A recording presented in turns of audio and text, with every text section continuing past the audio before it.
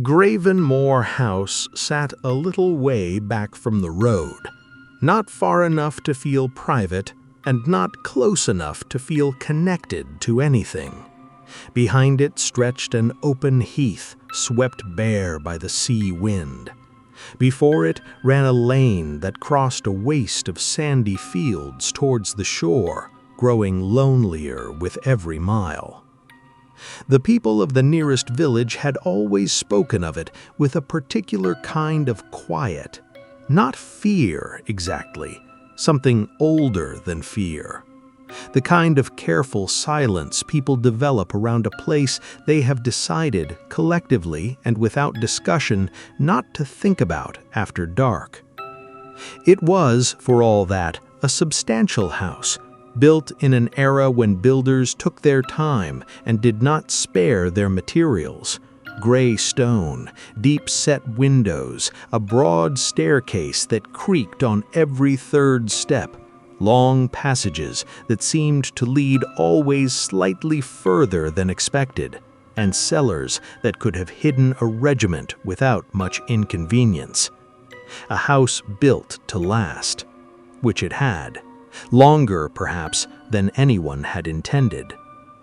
At the time our story begins, it was occupied by 3 people: Edmund Carver, whose family had once been landowners of some standing in the county, and his 2 servants, old Thomas Briggs and his wife, who had worked for Edmund since the day he left the university and showed no signs of leaving before they died. At 33, Edmund Carver had carried himself like a man of 50. At 56, he moved and spoke and looked like a man considerably older than that. 23 years of unbroken solitude at Gravenmore had done something to him that all his learning had never been able to fully explain or prevent. The local people said the house had made him what he was. He would have dismissed this as superstition of the most obvious kind, and yet a careful observer might have noticed a certain kinship between the man and his dwelling. Both had the same faded quality, the same sense of a life that had turned inward and stayed there, the same air of something that had once been vigorous, quietly becoming something else. Edmund was not unhappy, or had decided he was not. He was a scientist of serious dedication, a man for whom the natural world in all its measurable, catalogable, quantifiable detail was more than enough to fill a life. His days were full, his purpose was clear. On most days, the solitude felt like freedom rather than loss. There were exceptions, hours when the goal he worked toward seemed to recede as he approached it, and something close to despair settled over the house like weather. But these passed. He had, above everything else, persistence, the slow, grinding kind that wears a groove in stone. That persistence should, by rights, have carried him somewhere remarkable. It might have, but for what happened, which had not happened yet. One autumn morning, Edmund had been at Gravenmore for exactly 23 years and had only lately begun to notice that Thomas, who had been middle-aged when he arrived, was now genuinely old. His breakfast reading was interrupted by Thomas speaking. This was unusual enough to be startling. Thomas communicated by grunt, by placement of objects, by the angle at which he held the serving dish. Actual words from him at the breakfast table had the unsettling quality of furniture suddenly beginning to talk. "There's no way around it," Thomas said. "My wife needs a girl." Edmund looked up. "A what?" "A girl. Someone young to help her with the heavy work. She's not what she was. Her legs are going. We're none of us as young as we were 20 years ago." 20 years, Edmund repeated with the mild contempt of a man who thinks in geological time. What was 20 years? What was 20 years in the life of a river valley, or a cliff face, or a species of long-lived oak? Thomas said, with the patience of a man who has had this particular conversation before, that 20 years was quite a lot when it lived in a person's knees and lower back. The point, he said, was that his wife needed a girl, a young woman to help with the work, to trot about and carry things, and stand in the stone scullery for hours at a time, which his wife could no longer do with considerable discomfort. "Get her whoever she needs," Edmund said, returning to his book. Thomas said this was easier proposed than accomplished, because the house, sir, had a reputation. Edmund set his book down. He turned upon his servant the measured, disappointed look of a man who had just heard someone he respected say something he finds intellectually embarrassing. "Thomas, I would have thought 23 years in my company had cured you of that kind of thinking." Thomas clarified that he himself did not believe in ghosts. The people of the village did. Not one of them, he said, would cross the threshold of Gravenmore House after sunset, and all on account of old Reginald Carver, Edmund's great-uncle, the man who had thrown away a fortune in London, lost everything to creditors, come home to this house, the last thing left to him, and had, by all local tradition, destroyed himself within these walls. "Tradition," Edmund said, "rumor, repeated often enough to feel like fact." Thomas said the village believed it as firmly as anything else they had ever been told. Edmund said that was not saying much. Thomas grumbled, cleared the table, and concluded that finding a girl would require finding one who had not grown up locally, someone who had not heard the stories, and who had no better option available to her. Edmund went back to his reading and thought nothing more of the matter. Mrs. Briggs was a woman Edmund encountered rarely and relied upon completely. She occupied the northern end of the house, a territory of kitchens and sculleries and larders and pantries, cathedral cold in winter, where she conducted her unending war against damp and beetles and the slow entropy of a large old building left mostly unoccupied. She was a woman of firm convictions and a sharp tongue, a good plain cook. She ministered to Edmund's needs without warmth and without negligence, which suited him perfectly well. He was not a man who required warmth from his domestic arrangements. He required consistency and a dinner that did not disturb the equilibrium he needed to work. 10 days after the breakfast conversation, Thomas appeared again at Edmund's study door with a second announcement. "I've found a girl." "Have you?" said Edmund, and went on reading. He was working through an essay on phosphorus and the chemistry of the human brain. The girl, Thomas explained, was an orphan, the daughter of a craftsman from a coastal town to the south. Her father had died the previous month, leaving her without a home or an income.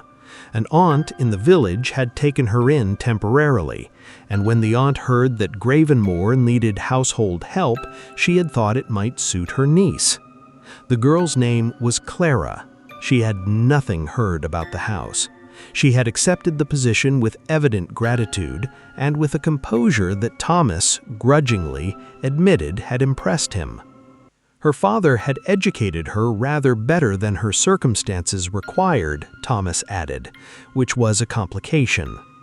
Edmund said that a girl who could read and think was not necessarily less useful as a kitchen assistant than one who could not. Thomas's wife, he suggested, was capable of directing anyone regardless of their level of schooling. The remaining question was where to house her. Edmund was firm. No one was to be tramping the passages outside his bedroom. He slept poorly at the best of times. The sound of a footstep in the wrong corridor at 2 in the morning was enough to ruin an entire night's rest. Thomas had anticipated this. The girl was to be put in the attic rooms at the far north end of the house, the large room up there, the only one whose ceiling did not admit the rain. The large room, Edmund repeated slowly. Isn't that the one where... She doesn't know anything about it, Thomas said, with a flatness that closed the subject. Edmund returned to his essay and forgot entirely about the orphan from the coast. He forgot about her until one morning he entered his study and found a stranger there. A young woman in a plain dark dress, dusting his books with a methodical care that stopped him in the doorway. She was lifting each volume, wiping the shelf beneath, and replacing it in exactly the position from which she had taken it. Mrs. Briggs had always left the study alone, on the grounds that she did not wish to disturb things. One of the things she had consequently left undisturbed was a considerable accumulation of dust. The girl was slender, pale in that particular English way that suggests good health rather than its absence, with fair hair pinned neatly beneath a white cap. Her eyes, when she turned and saw him, were a very light blue, almost gray, with an expression in them that Edmund found, despite himself, difficult to look away from. Not beauty exactly, something quieter than beauty, a kind of steady, watchful calm. "I hope you don't mind my dusting the books, sir," she said, with a small curtsy. She spoke carefully, precisely, as someone does when they have been taught that words are worth attending to. He told her he had no objection to cleanliness, provided nothing was moved from its proper place. If she took a volume from the desk, it was to be returned to the exact spot she had found it. That was all he asked.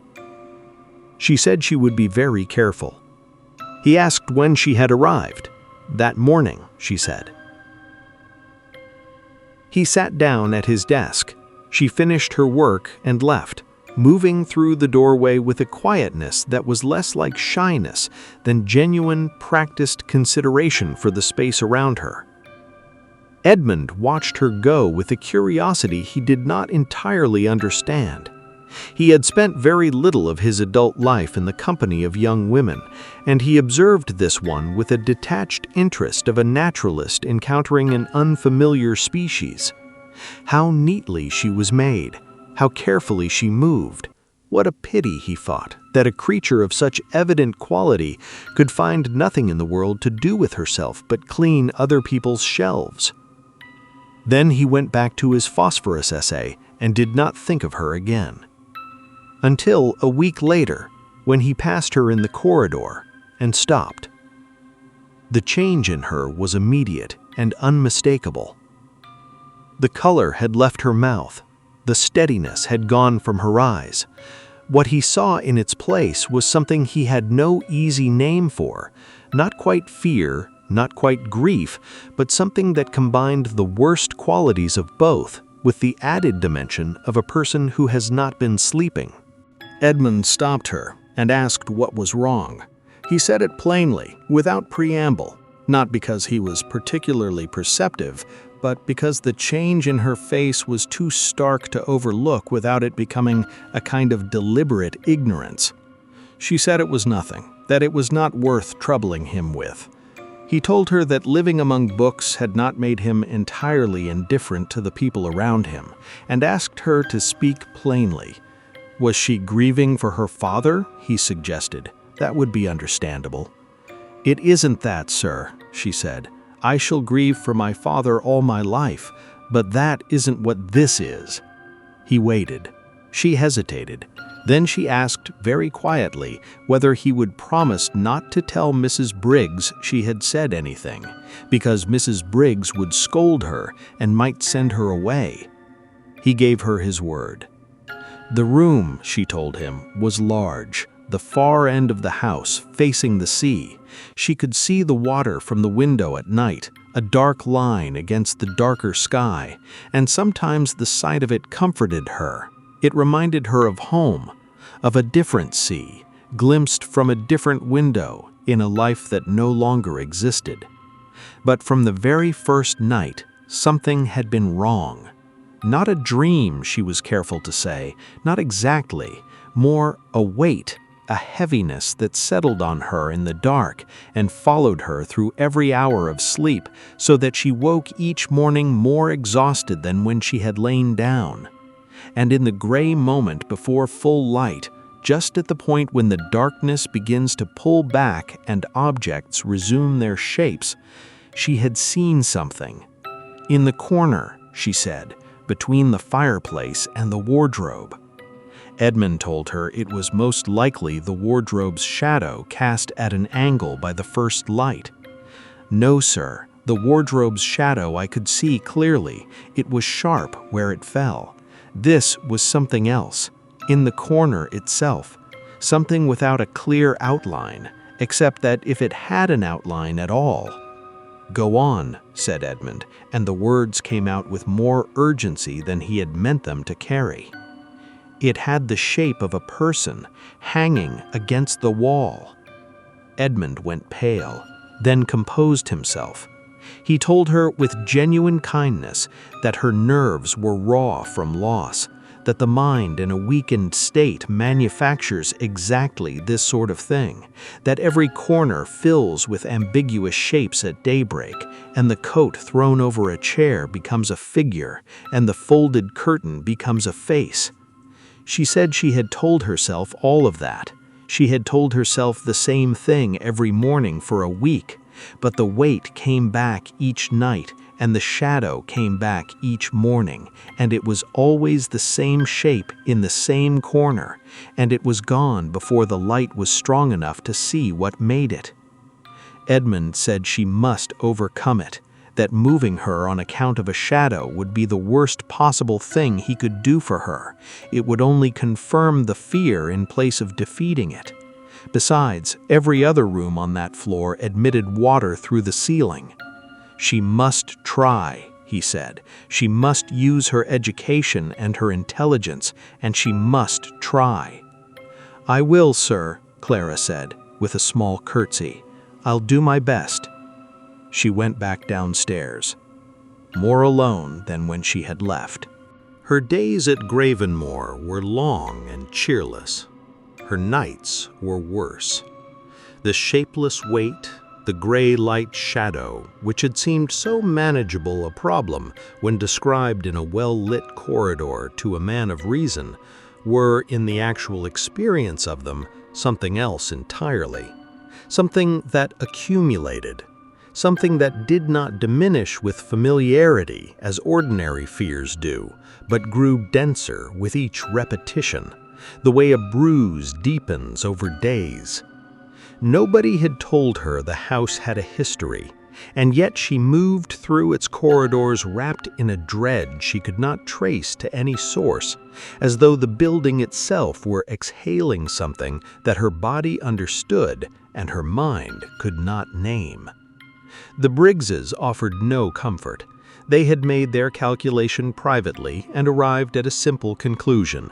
This girl was necessary, and necessary girls did not leave, and the way to prevent unnecessary girls from leaving was to ensure that their fears were never taken seriously. Mrs. Briggs told her to read her Bible and stop talking nonsense. Clara said quietly that there were troubled spirits in the Bible too. Mrs. Briggs said those were a different matter altogether, and that picking holes in Scripture was not a habit she expected to see encouraged under this roof. Clara said nothing more. She sat in her corner by the kitchen fire and opened the book her father had left her, his own copy, worn soft at the spine from use, the margins marked in his small, careful hand at all the passages he had loved best. They had read these chapters together, she and her father, in the evenings, the two of them alone in the little house where she had grown up, him with his reading, her with her sewing, the fire going, the kettle on, the cat asleep on the hearth. that ordinary, irreplaceable, completely vanished life. Her father had been a quiet man of deep conviction. He had taught her that the world was comprehensible, that goodness was worth reaching for, that loss, even unbearable loss, was not the end of things. His faith had been practical and steady, the kind that does not make large claims but holds firm under pressure. She had bent under the weight of losing him. She had not broken. She had come here, to this cold and lightless place, because it was what there was. She had taken the work and been grateful for it and done her best and asked for nothing, which was, she had always understood, the kind of courage that receives the least recognition and requires the most. She sat in her corner with her father's book and said nothing to anyone about the nights. Edmund told himself the girl's fears were not his concern. He told himself this several times over the course of that evening, each time with slightly less conviction. The exact sciences demand a man's complete attention, and tonight his attention kept slipping its leash and returning unbidden to a pale face and a careful, apologetic voice describing a shape in a corner. He closed his book and moved his chair to the fire. It was early November. The reading lamp was the only light in the room. Through the unshuttered window, he could see the fir trees at the edge of the garden being worked at by the wind, and above them a sky the color of old pewter. The draft coming under the door carried with it the particular chill of a house that is too large and too old to be fully heated by any reasonable means. He pulled his chair closer to the fire and let himself think about Reginald Carver. The story was as familiar to him as a recurring dream. He had first heard it as a boy from an old woman who had worked in the house during Reginald's time, or rather, her daughter, who had inherited the story and its silences intact. Reginald Carver, the great-uncle, the cautionary tale that every generation of the family knew without ever quite discussing directly.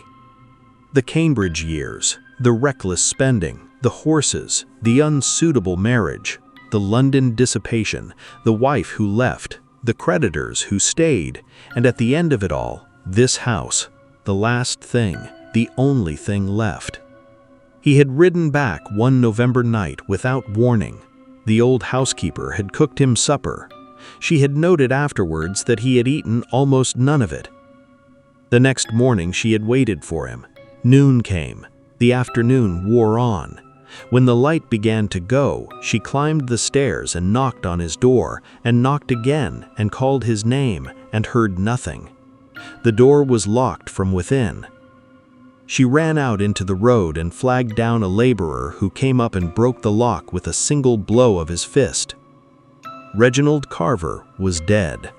The precise manner of it, Edmund had never been able to learn. The old housekeeper's daughter had shaken her head and looked away whenever he pressed her. But the village believed what it believed, and what it believed was that Reginald had died in that room by his deliberate act. And that something of him, something that did not know it was finished, had been in that room ever since. Edmund was a materialist, a committed one. The universe, as he understood it, was governed by discoverable laws that left no room for lingering consciousnesses or rooms haunted by the residue of despair. The idea of a ghost was not merely unproven, it was, in the most rigorous sense he knew how to apply the word, impossible.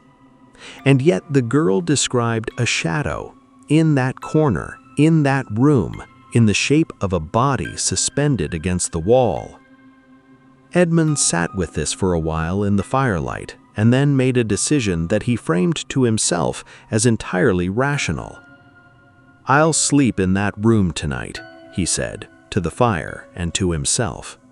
"One night in that room and I'll have something concrete to tell her, not argument, proof, and proof is always worth more than argument." He called Thomas in and gave his instructions. His bed was to be moved to the attic room. Clara was to be given a room on the lower floor for the night. Thomas received this with undisguised wariness. He said the girl didn't deserve the disruption she was causing, and that in his view she would be better off finding herself another position. Thomas told him not to be unkind about the girl. She had a nervous fancy, and he intended to dispel it by the simplest possible means. Thomas muttered something and went back downstairs. That evening, he found Clara in the passage and said what he had been instructed to say. He chose, in the small, private way of a man protecting his own position, to say it somewhat differently than instructed. He told her the master had seen nothing, had slept without disturbance, had called her fears a weakness.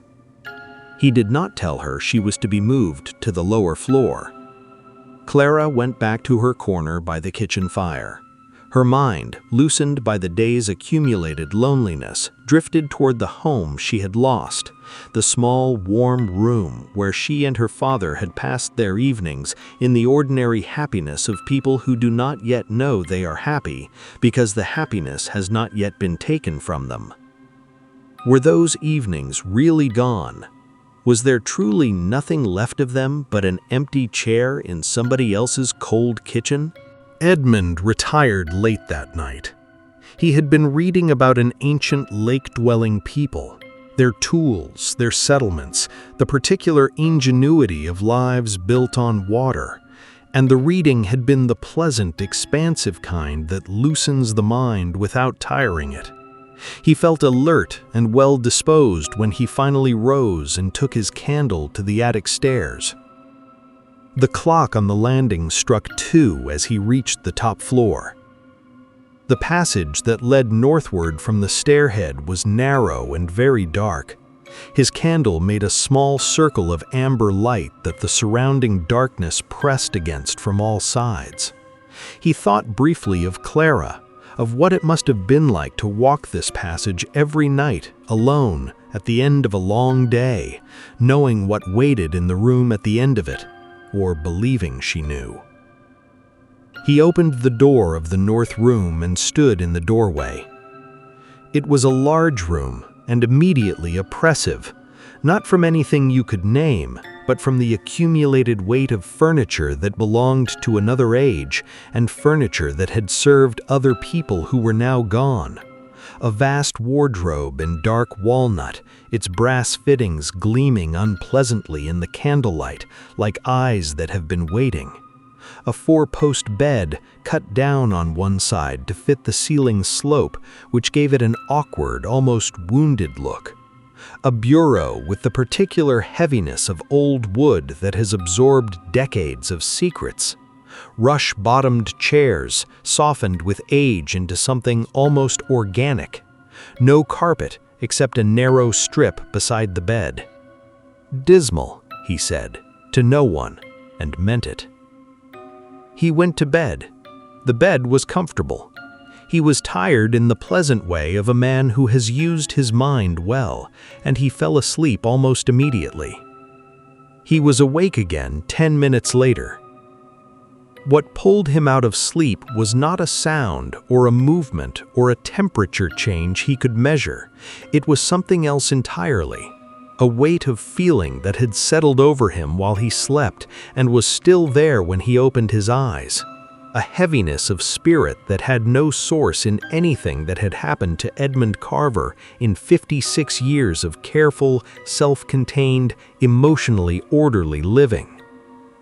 He lay in the dark and felt remorse. Not for anything he had done, not for anything specific at all. An objectless remorse, vast and grinding and intimate as a toothache. The remorse of a man reviewing a life and finding in it nothing worth having preserved. The particular despair of someone who has arrived at an end they have chosen for themselves, and chosen it deliberately, in full knowledge of what it means. These feelings were not Edmund's. He knew that clearly and immediately. His life had been many things, narrow, isolated, dry, but it had never been this.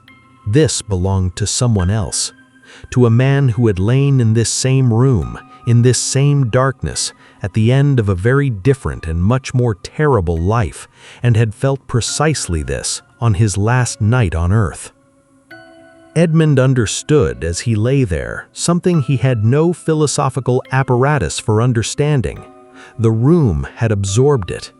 Not the ghost of a body, not any kind of physical remnant, but the ghost of a state of mind, a living anguish so intense and so prolonged that it had pressed itself into the walls and the air and the darkness of this room like heat into stone, and it had been there ever since. And it had been here every night that Clara lay in this bed, and it had been sitting on her chest in the dark, and filling her sleep with a weight she had no name for and no protection against. He fought it. Again and again through the night he reasoned himself back to steadiness, only to be pulled under again.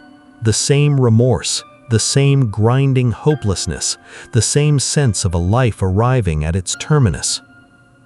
The night was the longest he had spent in 23 years of solitude. When the first gray light came in at the window, he turned his eyes to the corner between the wardrobe and the wall. The shadow of the wardrobe fell sharp and clear on the adjacent wall, exactly as it should. But in the angle itself, in the angle between wall and wall, just below the ceiling, something else, faint, indistinct, without a firm outline, except that if you looked at it long enough, and if you had been lying awake all night with the mind of a dead man pressing down on your own, it had a shape, a vertical shape, the shape of a weight suspended from above. He resolved to keep watching until the light strengthened enough to see what made it, but the night's suffering had emptied him, and before the gray deepened to anything useful, he had sunk into a dreamless, blank, merciful sleep. He woke to winter sunlight. The room looked merely old and drafty. The shadow was gone. The oppression was gone. The entire night felt, in the matter-of-fact light of a November morning, like something that could be attributed to any number of ordinary causes. Edmund rose and dressed in his usual deliberate way.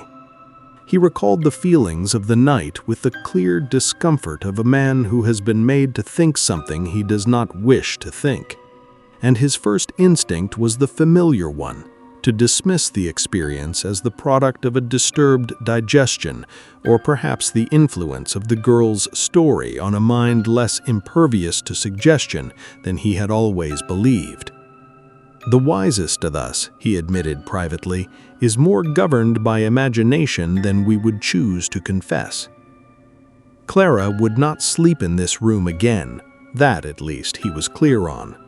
There was no particular reason she should, and his experiment had given him sufficient material to tell her, honestly, that he had occupied the room and found it manageable. She need not be told more than that. Before leaving, he crossed to the corner and examined it carefully. No hidden door, no concealed hatch in the floorboards, no stain on the wall of the kind that might suggest an old violence, nothing at the skirting, nothing behind the wardrobe. The ceiling was sound, apart from a few patches where old damp had left its mark. He was about to turn away when he looked up. An iron hook projecting from the plaster, roughly a foot below the ceiling, directly above the spot where the shadow had been. Old iron, well rusted, the rust of decades, not years. The kind of fixture that had been there long enough to become invisible to anyone who used the room regularly, because old houses are full of hooks and their purposes are rarely questioned. But this one was in the wrong corner for a picture, and too high for a coat, and too isolated for any domestic purpose he could sensibly construct. He stood on the chair and examined it closely. It was solid, it was old, it had been put there by someone for some purpose at some point in the history of this room. Had Reginald Carver put it there himself, or had he simply found it there, already in place, already waiting, and understood at once what it was for. A man less committed to reason than I am, Edmund thought, descending from the chair, would find this very suggestive indeed. He said nothing about the hook to anyone. He went down to breakfast. Thomas asked with poorly concealed interest whether he had slept well. Perfectly well, said Edmund. He had overslept his usual hour, in fact. But, as long as he had Thomas's attention, the girl should be moved to a room on the lower floor. There was no reason to keep her in the attic, and some reason to think she would be more comfortable elsewhere. Thomas asked whether he had seen anything unusual in the room. Of course not. Thomas said that in that case there was no particular reason to move her. It was all the girl's silly imagination, and indulging it would only make things worse.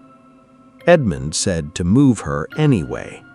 The lower floor, a dry room. It would not disturb anyone.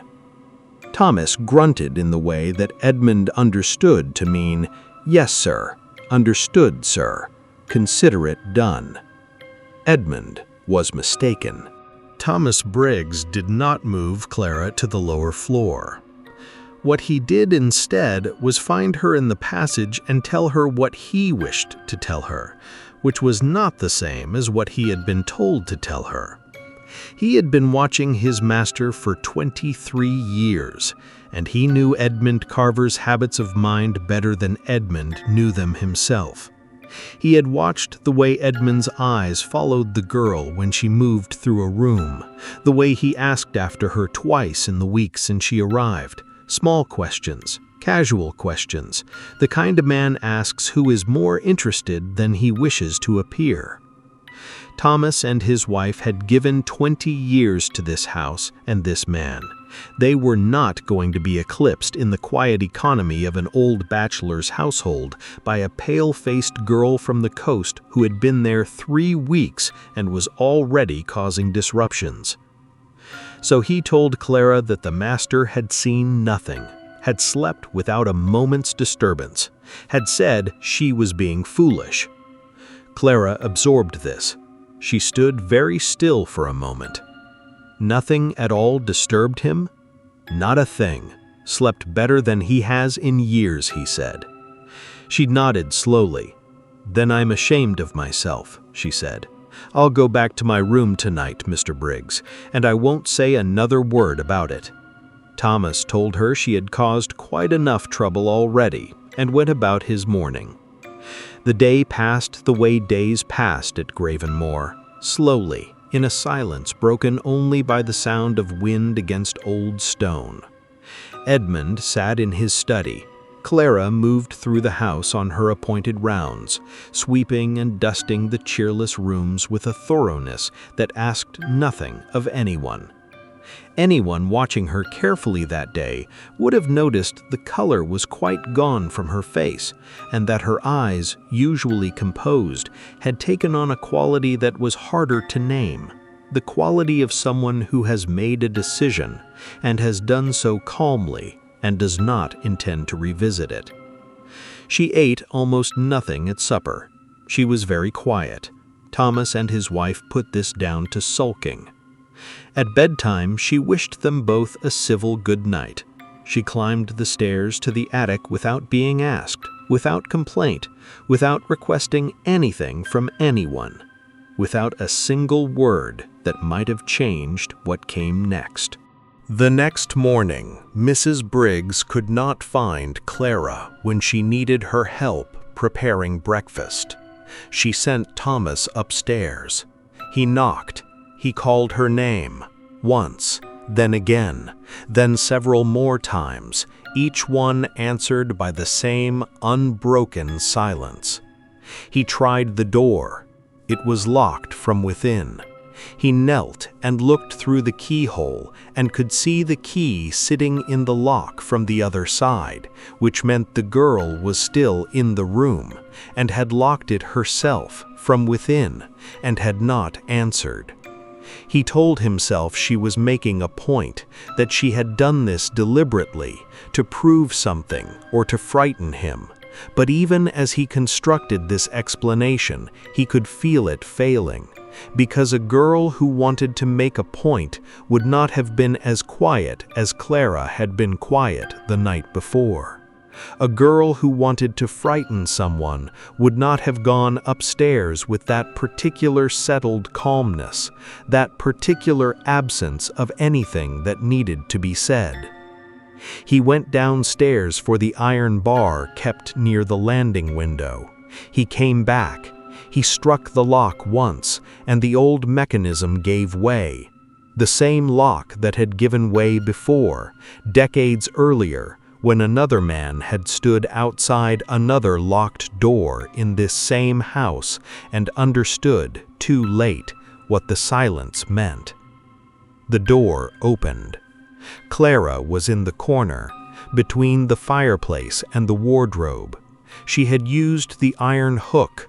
She had taken care before the end to cover her face, a small final act of consideration for whoever would find her, which was the kind of person she had been throughout, precise, careful, thoughtful of the burden she placed on others, even when that burden could not be avoided. The doctor who came from the village was able to establish that she had died in the early hours, approximately an hour before Thomas found her.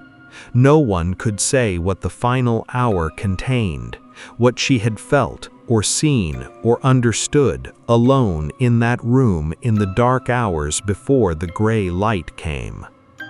What had accumulated night after night to tip the last balance? The things that happen to a person alone are not witnessed, and the dead do not give accounts. The inquest returned the only verdict it had available to it: temporary insanity. The legal kindness extended to the dead who have been frightened past the point that human endurance can hold. Clara's death changed the rest of Edmund Carver's life. He left Gravenmore almost immediately, not just the house, but the county, the landscape, the road that crossed the sandy heath toward the sea. He left the Briggses, whom he had served with for 20 years and from whom he could no longer separate the image of two people who had valued their own security above a young woman's safety and had made a series of small, practical decisions accordingly. He went to a university city, where he found the company of other scholars and the libraries he had always loved. He resumed his work. He went on living because there was no particular reason not to, and the days did not stop arriving simply because one wished they would. He published some papers. He kept some friendships. He occupied himself with the usual furnishings of a scholarly life, and he was regarded by those who knew him as a careful and competent man who seemed, beneath the surface of his daily competence, to be carrying something he had no intention of putting down. He had slept in that room. He knew that. He had lain awake through the whole of a November night with the full weight of Reginald Carver's last hours pressing down on him from every corner of the darkness, had woken again and again to feelings that were not his, had seen the shadow in the corner with his own eyes. He had stood on a chair and looked at the hook with the objective attention of a scientist, and he had understood, in the part of him that existed below the level of his philosophy, exactly what the hook was, and what it had been used for, and what it was still capable of doing. And then he had gone to breakfast and told Thomas he had slept perfectly well. He had said it was true that Clara should be moved, but he had said it quietly, in passing, as a minor domestic adjustment, not as an urgent instruction from a man who knew the room was dangerous and that a frightened young woman was sleeping in it that night and must not be left there. He had not made certain it was done. He had assumed, with the comfortable assumption of a man who is accustomed to giving instructions that are carried out, that the grunt from Thomas had meant yes. Thomas had not moved her, and Edmund had not verified that he had. And Clara had gone back up those stairs quietly and without complaint because a man she had trusted had given her, through the medium of Thomas Briggs's convenient relay, the message that her fear was not real enough to warrant acting on. The disaster had not required anything dramatic. It had assembled itself, the way most disasters do, out of ordinary materials: a servant's jealousy, a master's pride, a young woman's lifelong training in the virtue of not making a fuss. Each piece unremarkable on its own. Together, they had been enough. Edmund Carver lived out the rest of his years in the company of good books and decent people, and the clean light of rooms that held no history he had not chosen. He did good work. He was not unkind. He performed all the functions of a life that had contracted, quietly and irreversibly, around a single point of darkness it could not see past. The memory of a pale face and a pair of light gray eyes, the way she had moved through his study that first morning, soundless as something carried on the air, that memory stayed. The memory of the corridor a week later, and the frightened look she wore, and the careful, self-deprecating way she had tried to tell him that something was wrong with the room. The way he listened and nodded and told her she was imagining it. He had known by the morning after his own night in that room that she had not been imagining it. He had known and said nothing that mattered and done nothing that was enough. The memory of Clara's face and the manner of her death was the one thing in his life that his reason could not order or diminish or explain away. Out of that shadow, he was never lifted.